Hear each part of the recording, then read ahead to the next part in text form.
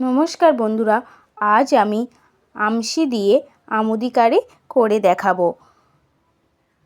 প্রথমে আমি একটা পাত্রে 3 টুকরো আমশি নিয়ে নিয়েছি। এখানে অল্প জল দিয়ে আমি আধা ঘন্টা ভিজিয়ে রেখে দেব।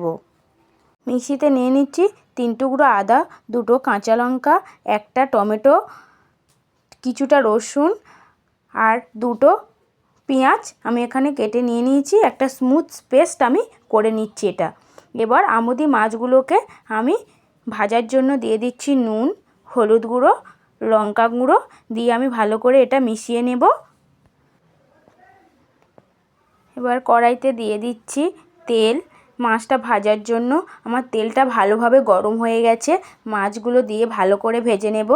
আমি উল্টে পাল্টে ভালো করে মাছগুলোকে ভেজে তুলে নিচ্ছি। তুলে নেওয়া হয়ে গেছে।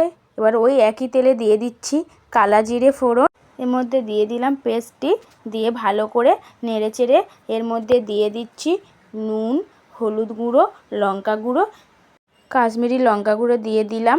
দিয়ে ভালো করে নেড়েচেড়ে অল্প একটু জল দিলাম যাতে না মশলাটা পুড়ে না যায়। যতক্ষণ না মশলার কাঁচা গন্ধ যাচ্ছে ততক্ষণ পর্যন্ত ভালো করে কষিয়ে আমি 1 কাপ জল দিয়ে দিলাম। জলটা হালকা ফুটে উঠলে আমি মাছগুলো এর মধ্যে দিয়ে দিলাম। আধা ঘন্টা হয়ে গেছে। এবার আমি আমশিটাকে ভালো করে হাত দিয়ে চটিয়ে নেব। নিয়ে এটা আমি ওই কারির মধ্যে দিয়ে দিলাম। দিয়ে ভালো করে একটু নেড়েচেড়ে ঝোলটা ফুটে যাবে। এর মধ্যে দিয়ে দিচ্ছি ধনেপাতা কুচি। আমার আমশি দিয়ে আমুদি কারি রেডি হয়ে গেছে। আমি এবার পরিবেশন করছি। আপনাদের যদি ভিডিওটি ভালো লেগে থাকে তাহলে কমেন্ট করে জানিও। আপনাদের একটা কমেন্ট আমার পরবর্তী ভিডিও বানাতে উৎসাহিত করবে।